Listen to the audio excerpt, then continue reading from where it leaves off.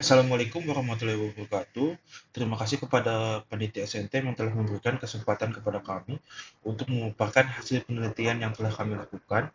Saya Muhammad Rizky Pradana akan membawakan presentasi yang berjudul Rancang Bangun Pengendalian Flow pada Sistem Perpipaan dengan Metode Turing Zigornikos berbasis web server.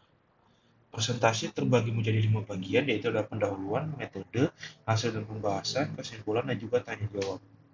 Saya akan mulai terlebih dahulu dari pendahuluan. Pengendalian laju aliran fluida merupakan salah satu aspek penting bagi sektor industri modern seperti industri migas dan juga petrokimia.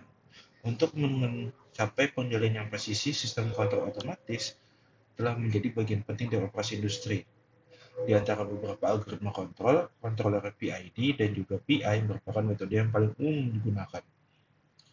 Meskipun controller PID sangat populer, implementasi yang efektif memerlukan proses tuning parameter yang cermat untuk memastikan respons sistem yang optimal. Selain itu, pemanfaatan web server memungkinkan pemantauan dan pengendalian sistem dari jarak jauh, menawarkan fleksibilitas operasional yang lebih besar. Selanjutnya adalah metode penelitian. Metode penelitian yang kami lakukan menggunakan 3 bagian, yaitu adalah perancangan hardware, perancangan software, dan implementasi tuning PID Zig-Nichols. Hardware terdiri dari microcontroller ESP32, sensor water flow EFS201, lalu motor servo MG996R sebagai aktuator, dan juga pompa air yang digunakan untuk mengalirkan aliran fluida dari tangki ke pipa. Selanjutnya, software terdiri dari 2 bagian, yaitu adalah program pada ESP32 dan platform web server. Pada ESP32 dikembangkan menggunakan Arduino IDE yang dimana algoritma PI dan PID diimplementasikan. Lalu, lalu web server digunakan juga sebagai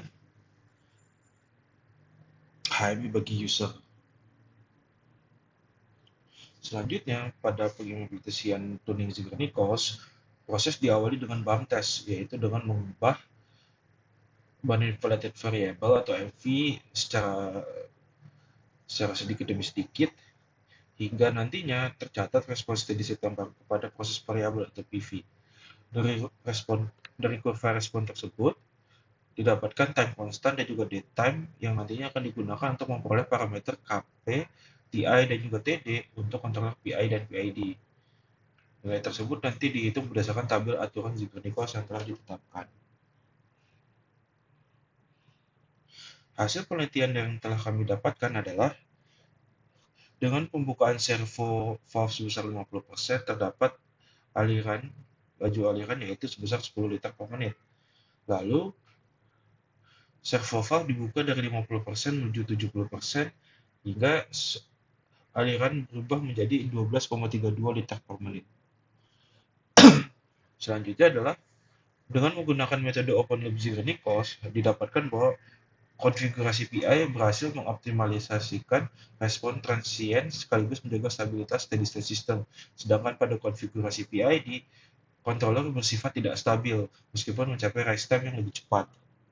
Hal ini ditujukan terhadap gambar 3, yaitu respon transient pada PID controller. Didapatkan bahwa menggunakan kontrol PI, respon dapat menuju kestabilan pada waktu sekitar 5 detik. Sedangkan pada kontrol PID, respon berosilasi terus-menerus sehingga respon bersifat tidak stabil. Lalu, sistem juga diujikan menggunakan disturbance berupa menutup sebagian valve secara tiba-tiba selama 10 detik. Hal ini ditujukan untuk menguji kestabilan dari sistem. Sekali lagi, kontrol PI mampu menunjukkan kestabilan dan juga ketahanan yang baik. Hal ini ditujukan dari sistem mampu kembali kepada set point setelah diberikan disturbance. Dan juga pada kontrol PID, sistem tetap bersifat tidak stabil.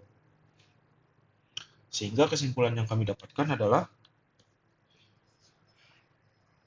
pada sistem kontrol pengendalian laju aliran berbasis tuning Zig-Nichols yang telah kami buat, kontrol PI memberikan respon yang lebih stabil dan baik dengan rise time 5 detik dan settling time 5 detik, serta kemampuan yang lebih robust dalam mengatasi gangguan. Sebaliknya, kontrol PID menghasilkan oscilasi yang sangat parah dan menjadikan sistem tidak stabil. Terima kasih. Ada pertanyaan?